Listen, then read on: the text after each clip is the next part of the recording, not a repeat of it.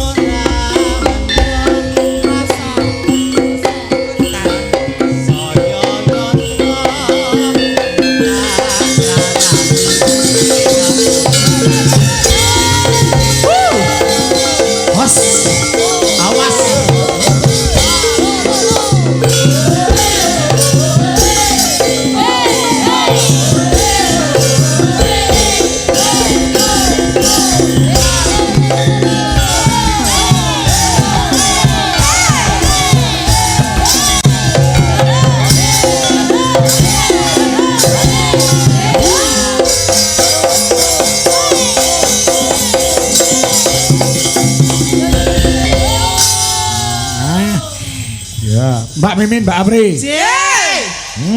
Banter. Malam ini juga kita dihadiri oleh Bu Camat Mbak Batan.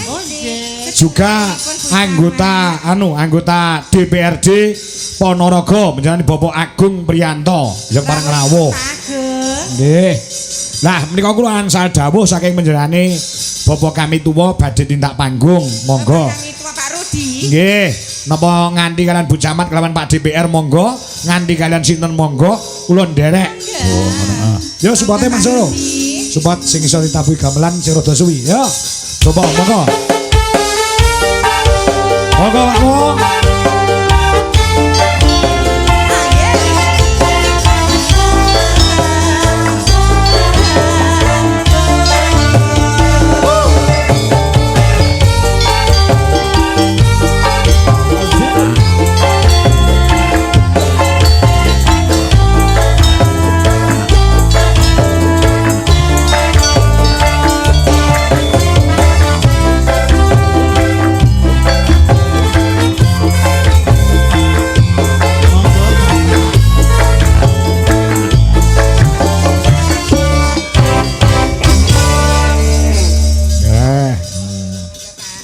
Monggo Pak Mo.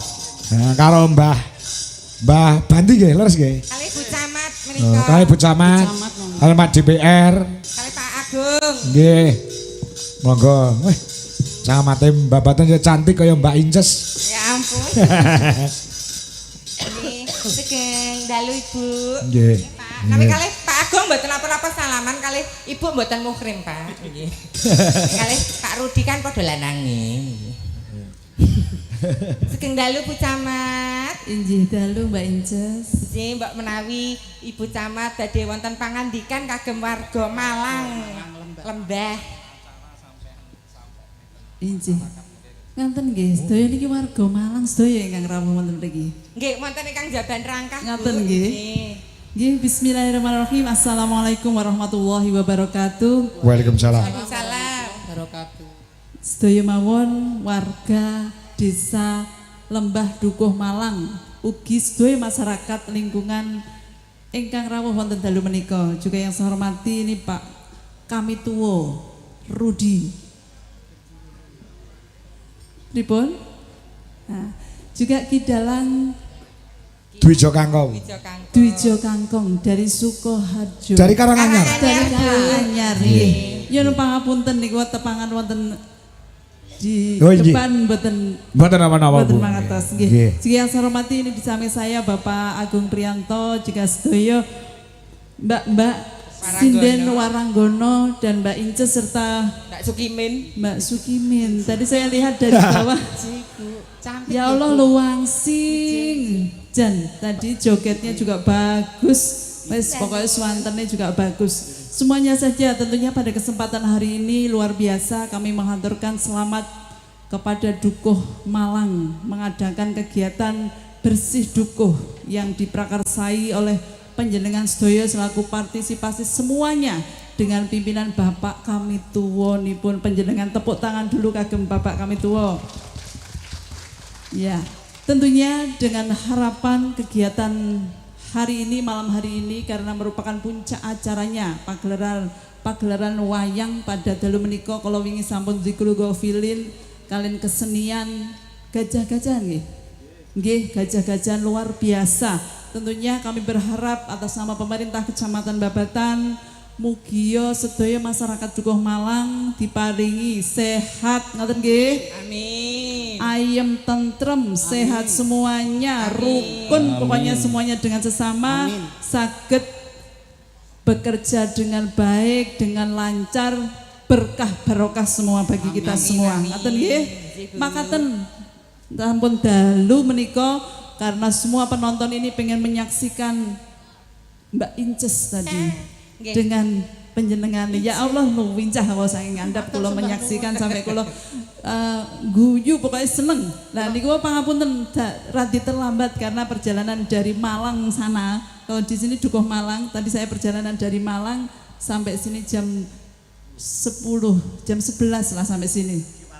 Iya, ini saya sampai Malang lagi, Malang Lembah Babatan. Ngaten nggih Bapak Ibu semua, selamat menyaksikan pagelaran wayang kulit pada malam hari ini. Luar biasa penontonnya tadi saya lihat pun bek niki tidalang dan terus sukses selalu juga Pak Ageng panjenengan. Amin. Matur sembah nuwun, saya akhiri wassalamualaikum warahmatullahi wabarakatuh. Waalaikumsalam. Pak Agung, monggo badhe paring dawuh Pak Agung. Pak DPR. Nggih, niki jane satu paket nika wau. Napa? Nggih. Nggih pun ben matur piyambak nek ngatur. Nggih. Kula namung kepala PKK niki. Nggih, nuwun. Assalamualaikum warahmatullahi wabarakatuh. Waalaikumsalam. Sedaya masyarakat pinaringan sehat, panjang umur, rezeki murah barokah. Saged tindak Mekah kalih Madinah mugi-mugi dusun Malang dados dusun kang badatun thayyibatun warahmatun wabarakatuh. Nggih, gemah ripah loh. Jinawi Toto tentrem kerto raharjo. Ngoten mawon. Assalamualaikum warahmatullahi wabarakatuh. Waalaikumsalam. Pak Wong. Monggo. Nggih. Niki wau kula wau kan pun sambutan. Nggih. Niki wau nderekaken sesepuh kula niki badhe nyuwun napa nggih? Menapa? Nyuwun napa Mbah niki wau? Ngersakaken kula, Mbah. Nggih. Nggih. Nggo blangkah apa? Gayamu. Nggo tumbal kuwi Nggih, kok. niki nyuwun kalih Sinten? daya mawon. Nggih. Anunipun niki Mbak Lintang Kairo. Mbak Lintang Kairo. Sedaya kan Jumeneng. Simbah ya pinter Oh. kalih. nggih Nggih. badhe nyuwun napa niki mengke napa Mbah? Ngersakaken apa, Mbah? Oh, Oh. catetane wonten mriku. Niki wonten Asmarandana podang kuning malah pun diaturke niki wau. Kalian Ngudarasa. Nduk Lintang ayo jumeneng Nduk Cahayu. Lah ya milih sing asli kok Le, Lah iya. ora kena dihapus. Luar biasa lho Bu Camat. UMKM juga menggeliat kasunyaten kang berdagang paringi lancar, berkah lumintu nggih. Sejak sekedar hiburan ternyata menjadi berkah buat semuanya nggih. Nah, Pak kami tua ngersakaken lelagon menapa, Pak? Kula sing nem nderek. Oh, nderek. mawon, Sedaya purun. Aku Le jejer Pak Rudi, Pak kami tua iki lho. Ning ati ora serontok gek susuku dadi nglumpuk ki ya. Abrakan kanebo kok karo serbet kok. Nggih ya nak. Ayo Dek Lintang. Mbak Lintang niki napa Mbak Kakung sing maring dawuh Mbak Bandi. Inggih sugeng dalu Mbah. Nggih. Salim riyen nggih. Mbah kami tua, Mbah nggih, Bu Camat, sugeng dalu. Pak DPR. Bapak nggih sugeng dalu. Salim karo kamu gede sik. Oh iya lali aku Mbah Kung. Sugeng dalu cium dulu Mbah Kakung. Kok nek mari lho, Tang. Mari ya malah alhamdulillah to kok. Nggih. Nggih. Sugeng dalu Mas Pak Dalang. Nggih, sugeng dalu anak wedok nggih. Nggih. Ada mriko kamera ta mriko nek mboten lambekan tangan nggih.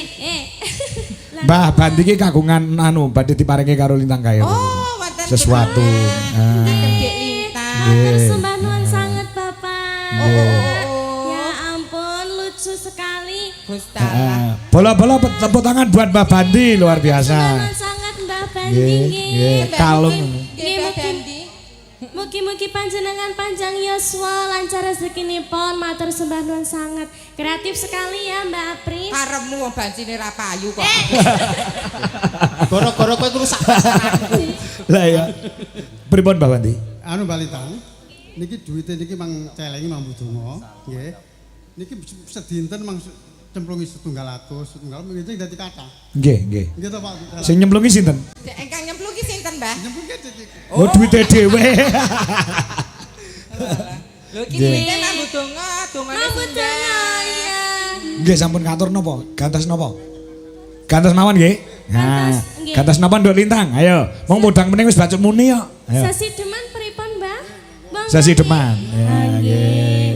Heeh. Niki anu Bu Camat kalian Pak DPR. Nggih. Tasih kelas pira Nduk Cahayu? Kelas sak menika kelas tunggal SMA, Bapak. Satu SMA. Kelas tunggal SMA Ibu Nggih. nggih. Siji SMA wis ayu, sing golek iso golek duit dhewe. Nah. Aku SMA ora tutuk kok, Le. Lah ngapa? Lah nyapa? Meteng dhisik aku. Iso meteng kok piye jane iki? Lah tekan ndi lho ambrojole wingko? Metu cengel, Dilepet. metu cengel enggak. Nggih, keparipun Bu Camat kalian Pak Ageng tasih kepareng ngersakaken Ngersakaken lagu. lagu. Nggih, monggo Bu Camat. Oh sampun nggih. Sampun. Dipun tenggani lho Bu ampun nek gak Nggih. kula kalian rencang-rencang ya Bu. Nggih. Nggih, sembah nuwun Bu Camat. Ngaten Ibu, sembah nuwun Ibu. Nggih. Agung sembah nuwun. Nggih. Atas-atas mandhapipun Bu Camat kali Pak Agung. Nggih. Ramatone ya, Min? Kula matur nuwun sampun. Mbok terke. Heeh. Kleru. Engko kleru. Lali lah. Foto lah ya. Atau dereknya malah aku pekewu toh kan dereknya lenggah rono malah diparingi 100 ya serapa kena nggo suntik kabeh sesuk. Banyak pajaran. Ya wong kok. Ayo Duk bawanono gen dimirenge karo Mbah Kakung. Dibawani mboten Mbah Kung, Mbah Bandi. Bu. Oh, ada. Nggih. Rati majeng. Rati majeng. Nggih. Nggih. Pripun raosipun caket kawula Mbah Kakung? Anget. Anget. Sajake Mbah Kakung ora ngerti nek aku. Oh. Ayo Nduk, Wiwit. Ayo, Lin.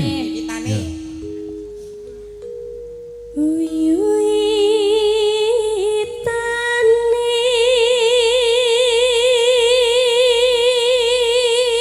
Kira sing dikersake Mbah Kakung sliramu dadi kowe sing nang kene.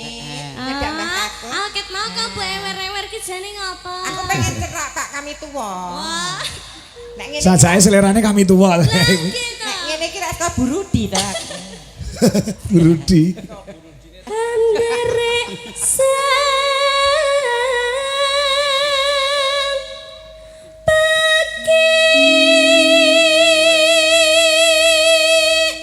Mbak Inces, Dalem iki Nduk Lintang iki makin sempurna. Kuwi mbiyen ketemu aku ket cilik ket SD Nduk. Kelas piro Nduk? sak benik kula kali nika kelas 3 SD, Bapak. Nah, kelas 3 SD ya. Nggih. Wis melu Pak Kanggo ya. Nggih, awal-awal nderekne kula nyinden nggih dateng panjenengan lho. Lah iya, Bapak. ora ngerti kok saiki wis gedhe men. Nah. Wis duwe pacar urung? Ah. Lho jenengan ngertasi kula pripun? Lho aku takon kok ora ngerti aku. Jare isune karo dalang nom Jogja ngono. Bae kula niku suwedi lho. Nyapa? Pak. Nyapa? Dalah. Lah nggih pripun? Napa? Rumian kan masih Kecil. anu ya Mbak ya, masih anak-anak. Heeh, masih bucin-bucinnya ngono lho. Lah saiki piye ngono? Lah piye nek mung nglakoni kok. Ah, jenengan kok tega men to? Aku jane ponakanmu to ki jere. Ponakanmu ta, Lek? Duk. Angger duit iki tok kalungke aku ya tak aku sedulur. Ya ra bodoh kowe. Ya nak batet nana. Iya, luar biasa. Nggih, Lintang. jodoh kan ada di tangan Betul, Tuhan nggih, betul, betul, betul. Bapak. Kamu sekolah yang tinggi dulu, gapelah cita-citamu perkara jodoh Allah sing ngatur. Siap, nggih, matur Mantap. suwun. Nggih. Ya. Pria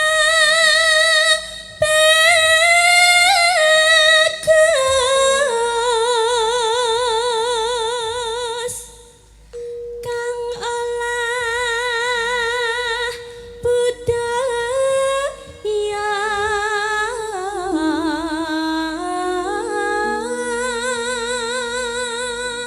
Mbak Kung Bandi, saya nggih, Nduk Lintang swantene. Putu. Putu. Pripun, Mbak? Putu kula sak manten iki. Nggih. Sak wayahe nggih sak monten niku. nggih. Kawan. Sobat menyang kutha gedhe. Nggih, dalu menika ugi acaranipun bersih desa nggih. Bersih dusun. Bersih dusun nggih. Ini cuma satu dusun. satu dusun. Kecil skalanya tapi luar biasa Luar bisa. biasa penontonnya banyak sekali. Nggih, nggih. Iki Bapak. mono mujudke guyub rukune warga Malang. Warga Malang, Nah. desa Lembah nggih. Iya. Lembah Babatan. Iya Ponorogo. Dadi nek pemerintahe Punggawa Prajane iki iso ngarahke wargane ya iso tumata kaya beniki. Nggih, didoakan mugi-mugi warga Malang sedaya pinaringan kesehatan panjang umur, lancar rezekinipun, barokah sedayanipun. Nduk Lintang. Suarane Timbre kok suarane gede. pancen kaya mengkono. Ayo nak. Bendera teruskan yung yung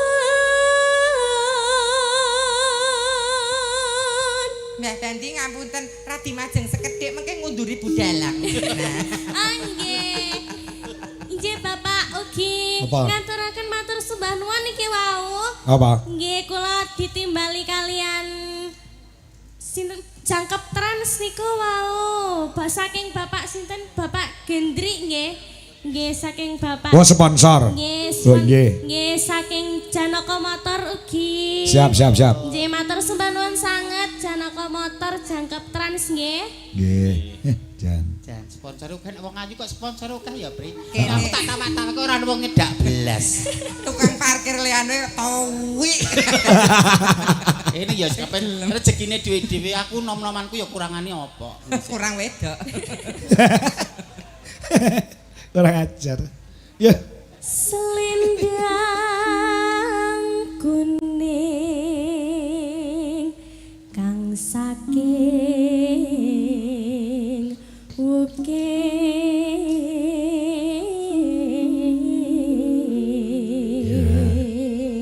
Pak Rudi kok mendel mawon jenengan niku wedi napa gila? Kok nek Pak Rudi kondur tom-tomen karo kowe lho, Pri. Pripun nggih niki nggih Pripun, boten Pak wedi Ruji? nggih boten gila. Lan Niki apa? cantik. Maksud kula niku penasaran. Wah. Niku nek boten macak ngeten iki kados napa? Nggih kahanane ngoten niku. Benjang kula sepil, Pak. Apa dipun tiliki pripun, Pak? Lho, kula dandan ngeten niki niku wonten werdinipun, Pak. Ana maksude. Enten maksudipun. Dadi niki piweling kagem para bapak-bapak. Nah, ngelingke Kangge bapak-bapak. piyai kakung. Dadi nek nyawang wong wedok ki aja saka rupa, aja saka bodi. Bodi, heeh. Lah engko rupane ayu, bodine apik, dibuka isine padha. Lah. Nah, Ora malah dikudang. Apa? Alah giyong, Mbah. Giyong. Malah dadi polo gembandul. Ya. Ayo nak. kang saking ukir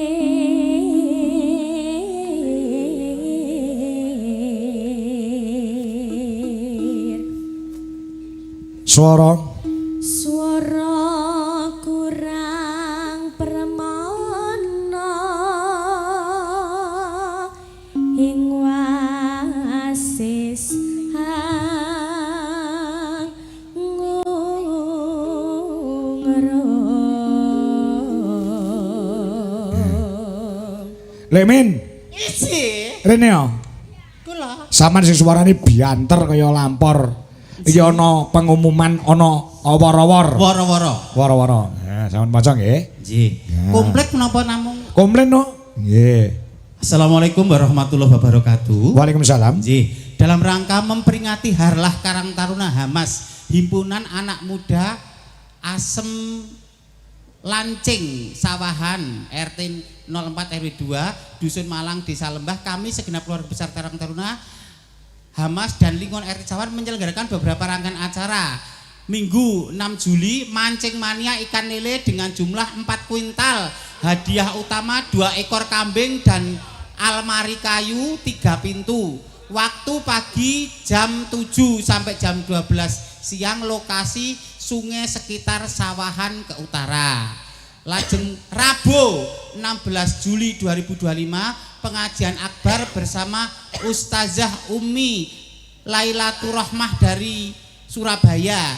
Waktu Ba'do Isya pukul 19.30 sampai selesai, dimeriahkan oleh majelis sholawat gandrung Nabi dari Madiun, lokasi Jalan Sawahan. Lajeng Minggu 20 Juli 2025 hiburan musik bersama New Armada pimpinan Abah Terong Atmo Dijoyo, waktu jam 7 malam sampai selesai di lokasi Jalan Sawahan. Acara terbuka untuk umum, monggo selamat menyaksikan dan menyemakkan acara tersebut. Wassalamualaikum warahmatullahi wabarakatuh. Dan mancing maule. Mancing, pengajian, musik kabeh tercover. Tol. Lengkap sekali. Sing mancing mau di enek door prize utama. Apa? Kagem sing pemenang utama sing lomba mancing Ya. mendapatkan bonus menginap semalam di hotel bersama Mbak Mimin. Wah. Kuwi ora hadiah malah bencana. Oh, alah, ayo nak tutup kaki. Ya nak. Hangrung Bendoro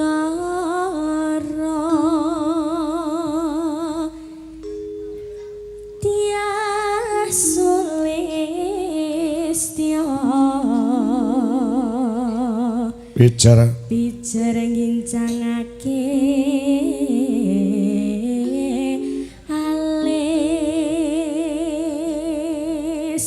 arti kongke ya nduk iki saking Mbah Bandi MB kalung ingkang diagem kelawan Nduk Lintang Kairo menika mangkuwerdi saking arta wiwit alit ngantos arta ingkang ageng. Nah, menika mawa makna mawa teges guyub rukun di antara masyarakat dan perangating desa menjadi satu menyatu dalam gotong royong. Mula iso wayangan beli niki mergo saka kerjasamane masyarakat. Masyarakat, perangkat dan sedaya panitia, semua elemen dari arus bawah sampai perangkat. Semoga semakin solid. Solid. Nggih. Amin. Jaya. Terus nah ya dimasuk nih. Terus no sasi demam.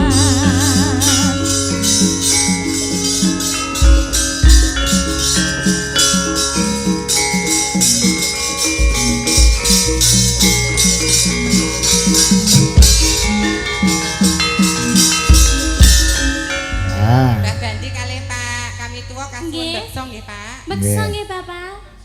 Mboten. Kok buatan saged? Oh nggih. Wah, ingkang beksa Mbak Apri. Loh. Kalih jenengan nggih mangke Bapak nggih. Mbah Bendo. Mbah Bandi. Oh ya lali. Mbah Bandi kok Mbah Bondo? Iya. Luwe becik patenana timbang berpisah ngerti sulistya berimangi samudana marang pularga karawan praputra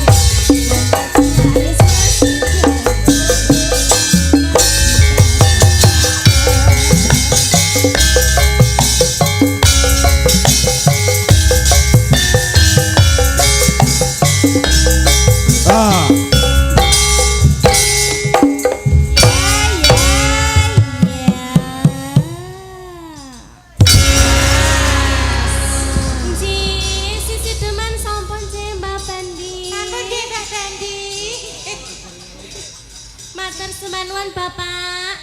Nggih. Heeh. Sembah nuwun Bebendi. Nggih. Nggih to, Pak. Kan. Nah. Nggih. Nggih Pak Rudi matur sembah nuwun. Oh alah nggih sembah nuwun nggih Mbah Ijo. Oh nggih, lentu biru. Klentu. Lanjut yo mirip lho warnane, Mbak. Heeh. Matur sembah nuwun. Nggih, matur sembah nuwun Mbak Bandi. Aku daftar sisan mriko Pak Bandi. Aku daftar sisan. Wah niki kentun Mbak Bandi niki. Kula mang daftar Kula. Nika lho Mbak Bandi. Kula Mbah Lah niki. Kula mang daftar matur nuwun ya Pak. Tukang Bapak tolong Injih matur sembah nuwun Bapak.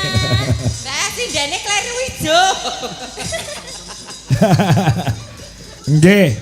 Jane dalem menika Pak Kateno nggih ajeng nyumbar ngelagon ning sembah nggih. nuwun ya Mbah ya Allah. Nggih, nyuwun wonten ing nggon gara-gara. Nggih. Ya Mas. Nggih. Wah dicari. Oh, alah sindenku aja mata duwiten kabeh to. Alhamdulillah tok kuliah. Aku gur Roto, wis roto. Ini aku goyang Mbah Bandi ngantek ngono Mbah Bandi kok gur. Mbak Bandi ki wedi lho, Mbak. Apa syok Iya, ya? heeh, syok.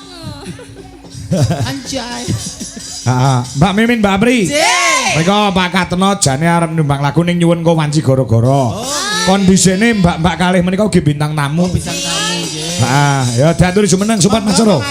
Ya, gabung sisan yuk gen rame panggunge. Hei.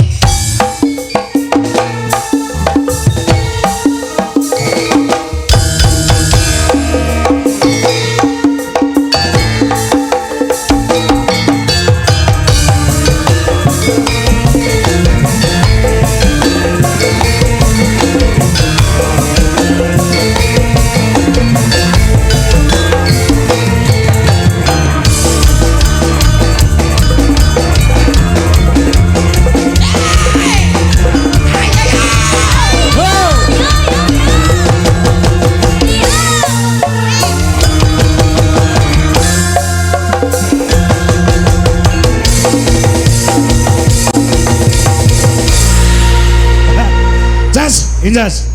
Kowe joget kaya ngono kuwi, Pakde sini kono ki ra kedep lho kae.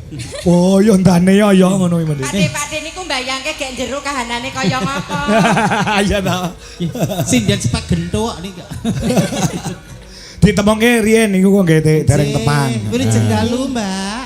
Wilujeng dalu. Ingkang rasanipun abrit paring asma sinten? Paring asma kula Mbak Rina. Mbak Nina. Mbak Rina. Mbak Rina. Mbak Rina. Asli Ponorogo ya Mbak Rina. Nggih saking Jambon. Jambon. Lah aku mah bengi kon Jambon. Nggih jenengan teng Krebet. Oh nggih. Tasih kenyo napa sampun krama napa single napa nggih double? Anu mah double. Lek teng mriki tasih kenyo. Oh tasih kenyo teng tasih kenyo. Lek teng mriko. Lek teng mriko sampun double. Oh iya. Nggih. Nek teng mriki kenyol, nek teng mriko kenyonyo. Nggih kenyonyo nggih. Nggih Mbak Rina. Saking Ponorogo. Ponorogo Jambon. Lah sebelahe nek ora keliru saka Medion. Leres. Kula. Medion. Nggih. Ya tenan. Aslinipun saking Sawo. Sawu Ponorogo. Nggih. Ning sak menika wonten Medion. Wonten Bonsari. Oh, jenenge meni Mbak Bella meni. Nggih, Sabila. Jenengan kok semerep to, Bapak? Apal aku macai lagi. Rumah sana aku dari apal karo Cahayu Pak Ngayu. Kang koyo nggih cantik kaya Bella kaya aku niki mesti apik. Elek kok udarang. Lho sindene kaya ngene iki lho lek jenenge Mbak Rina, Isabella, Lintang Kairo. Sinden kok jenenge Sukimen. Ya dhewe paringi wong tuwa ya disyukuri kok ya. Lek sing rada peni ngono. Ya ora apa-apa. Saurane rada peni kaya iki lho panut. Kok panut. Bokonge saka sepete kok itu dadekke papansa. Sepete kok iso ngetuke apansa. Nggih, niki kula ngaturaken matur sembah nuwun kaya dumateng Sinten? warga Lembah Babatan. Malang Lembah Babatan nggih. Ugi konco Janaka Montor. Oh, Mas Gendri. Mas Gendri nggih. Mas Gendri. Sakmenika kersa jumeneng monggo. Kersa Mas Gendri. Monggo Mas Gendri, Janaka Motor nggih. Nun sewu. Nggih. Wah niki bintang tamu niki sponsor saking Janaka Motor nggih. Nggih, Janaka Motor kalian Jangkep Trans. Oh, ngoten nggih. Kan iya, nyanyi iya. mboten kersa Mas Gendri sanjange badhe nyawer mawon. Oh, ngoten oke, siap, siap. Lagunipun menapa, Pak? Lagune napa? Wonten musiknya lho niki komplit. Gamelan juga ada, musik juga ada. Monggo, milih. Monggo. Buk Asmara kalian Cinta Merah Jambu. Buk Wah, Asmara iki. kalian Cinta Merah Jambu. Lah niki lho, bagian tukang nyawer iki. Sugeng dalu Om Gendri. Om Gendri, Gendri. Janaka Motor Hai nggih. Mas Gendri, iya. Kula nggih seniman ya. Ya Allah beriku. Ya. Dolanane apa-apa. Anjay. Gubuk Asmara Nggih. lagune. Nah, ya coba. Suara Mas Gendri. Oke. Nggih. Jenengan wonten tengah kemawon monggo. Niki rada sura mong kagem niki wong ayu. Ayo musiknya gamelan. Mas Ya. Gendri. Musiknya ngetutke, yuk tanpa bawa. Ya. Yuk, Gubuk Asmara. Yo. Ayo. Yo, ya Mbak Bella, Mbak Rima. Yo.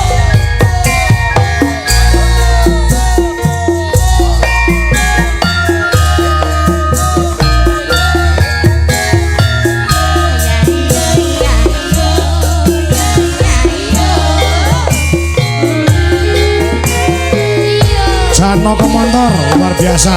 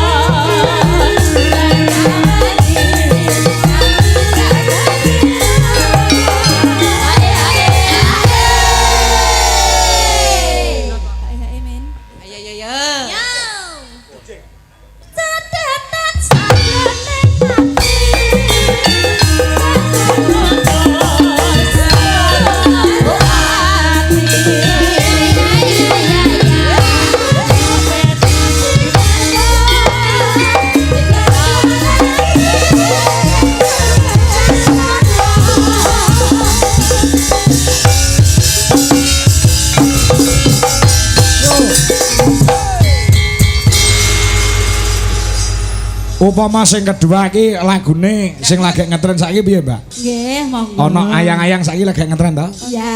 Ha, nggih. Nek digarap karo gamelan. Nggih, monggo. Gamelan plus musik maksudnya. Nggih, ndak ajar nggih. Ha, nggih, nggih. Dek lintang melok ning tengah. Oh nggih. Heeh.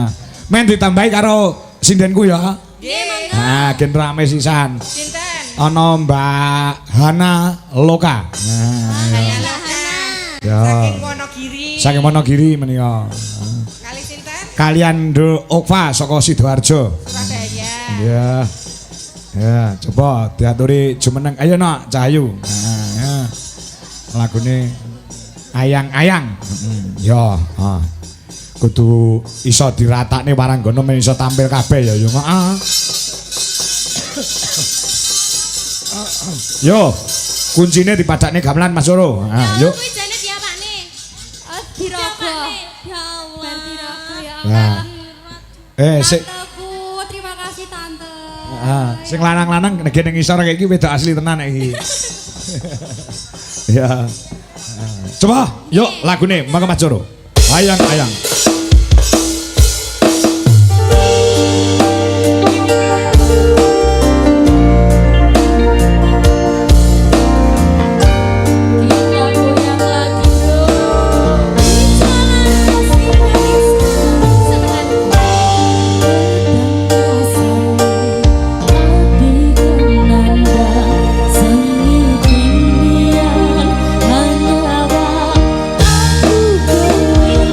Aku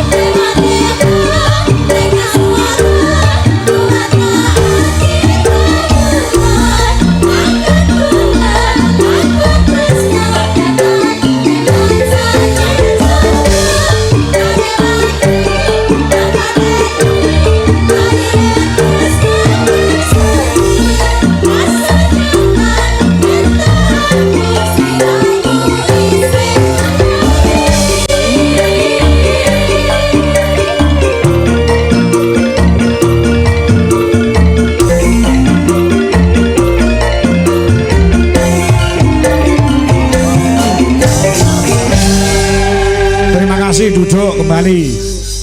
Iki awake dhewe komplit nek ana musike ya. Cara bumbon jangan utawa masakan iki gen komplit. Ana Coro Group utawa Dwi Jolaras Indonesia Group ya heeh. Ana Mas Coro, ana Mas Andi, ana Mas apa jenenge Jolembung. Lah ya sing ngebas kaya aja kluthuk kok pinggir. Nah. Iki diaturke sepisan meneh ya Mbak Mimin Mbak Api lho, nanti wonge. Nah. Ya, ana Buduwi sing rung jumeneng mau Buduwi terus Mayang, Wiwik karo sapa jenenge Retno Congbe. Nah. Iki aku arep mamerke tumraping warga masyarakat ana ing Ponorogo bahwasanya Dwi Jolaras itu juga nggarap lagon cara Banyuwangenan nganggo balungan cara gamelan Bali. Wah, ya coba. Lagune apa? Lagune Loro Sesigar aransemen gamelan Bali. Oh ngono ah. Yuk disupati papat gen jumeneng Mas Coro. Yuk kaya apa? Wiwi, Mayang, Retno, Butuwi. Yuk.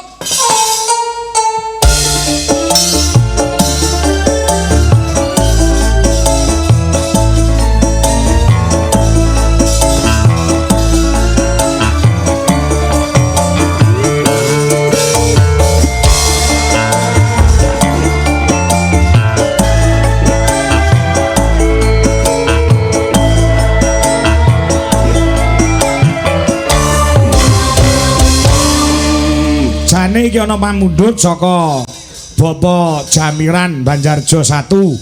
Nyuwun lagon Kembang Rawe engko tak aturke nggon gara-gara. Ya Yo, Loro Sesigar aransemene digarap oleh Dwi Jolaras Indonesia. Ya yuk. Kaya apa? Dadas.